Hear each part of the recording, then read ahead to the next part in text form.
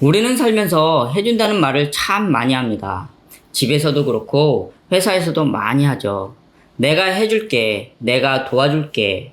누군가에게 이런 말을 들으면 도움을 받는다는 생각도 들고 고맙다는 생각도 들고 상대가 나와 함께 한다는 생각도 듭니다. 대부분의 경우 그 말을 한 사람을 좋아하게 되죠. 하지만 상대가 싫어할 때도 있더군요. 이때는 해준다는 말에 내가 너보다 잘났어. 내가 너보다 우월해. 그래서 해줄 수 있는 거야. 받는 너는 고마워해야 해. 라는 의미가 들어있더군요.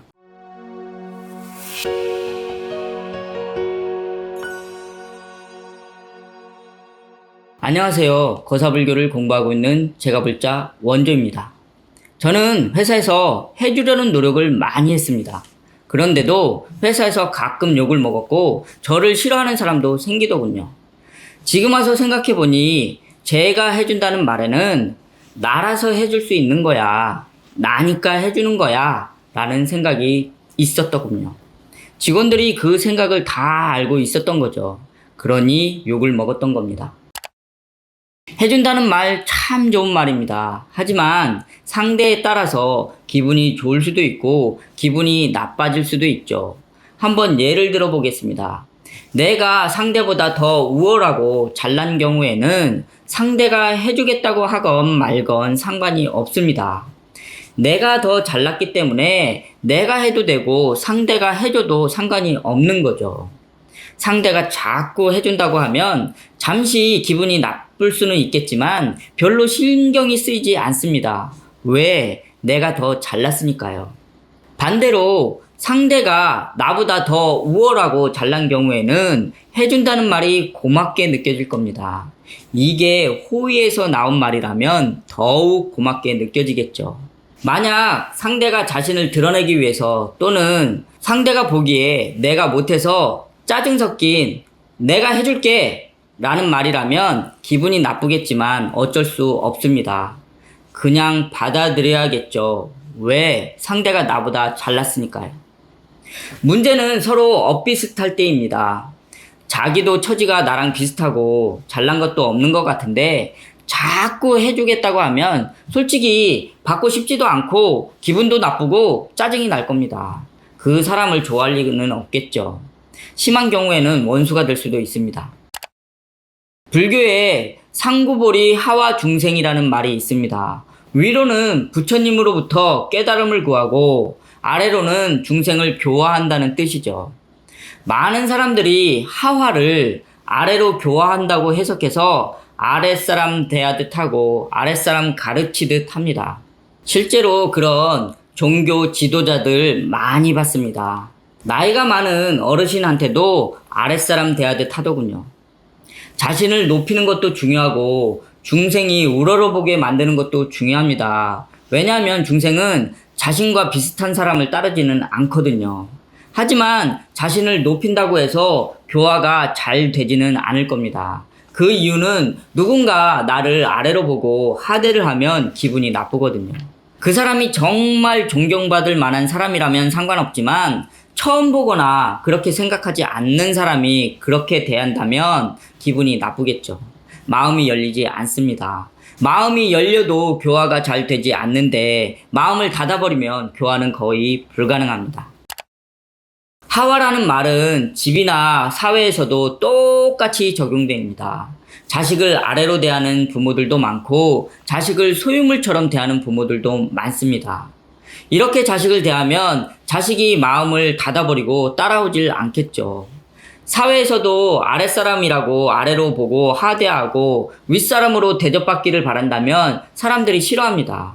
잘 따르지도 않고 존경받지도 못하죠. 그래서 하와라는 말은 아래로 보고 하대하고 아랫사람 가르치듯 하라는 말이 아닙니다. 자신을 높이고 상대를 하대하면 아무리 잘 가르쳐도 사람들이 마음으로 따르질 않죠. 그래서 누군가를 가르치려면 자신이 좋은 본보기가 되어야 하고 존경받을 만한 사람이 되어야 합니다. 저는 하와라는 말은 상대보다 자신을 낮추는 것이라고 생각합니다. 자신을 낮추라고 해서 상대에게 무조건 숙이라는 말도 아니고 무조건 받들라는 말도 아닙니다. 겉으로 자신을 낮추라는 것이 아니라 상대를 대하는 자신의 마음을 낮추라는 것이죠. 주위를 보면 예쁘다고 뻐기고 좋은 차 탄다고 뻐기고 높은 자리에 있다고 뻐기는 사람들 많습니다. 자신을 잘 꾸미고 돈을 많이 벌고 높은 자리에 올라간 그 자체는 잘한 일이지만 자신의 능력이나 힘으로 상대를 무시하고 하대하라는 건 아니잖아요. 나이가 많다고 하대해도 되는 건 아니잖아요. 자기가 잘난 줄 알고 상대를 무시하고 하대하는 사람들이 정말 많습니다. 그래서 다른 사람에게 자신의 마음을 낮추기가 어렵죠. 자기가 능력이나 힘이 있는데도 낮추기는 더 어렵습니다. 자신의 마음을 상대보다 낮추는 것이 어렵기 때문에 처음에는 최소한 상대를 동등하게 대하려고 노력해야 합니다. 자식을 동등하게 대하고 나이가 적어도 동등하게 대하고 자기가 능력이 있어도 동등하게 대하다 보면 나중에는 자연스럽게 마음을 낮출 수 있게 됩니다. 마음을 낮출 때는 자신이 먼저 낮춰야지 상대부터 낮추라고 하면 갈등이 생깁니다. 내가 먼저 낮춰야 합니다.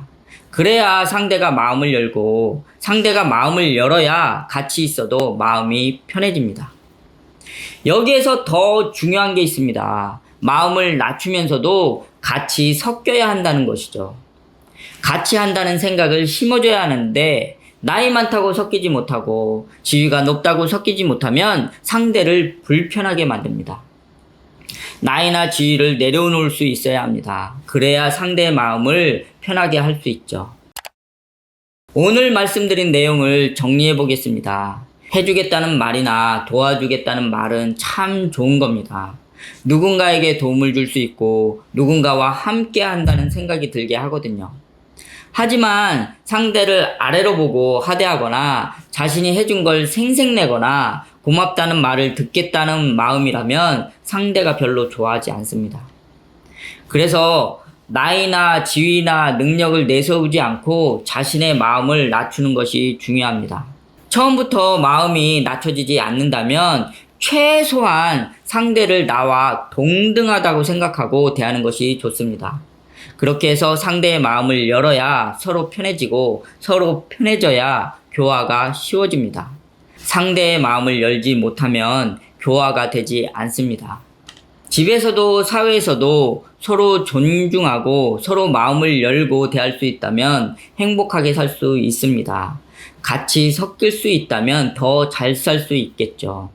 자신의 마음을 낮추는 노력이 필요합니다. 상대부터가 아닌 나부터 시작하면 됩니다.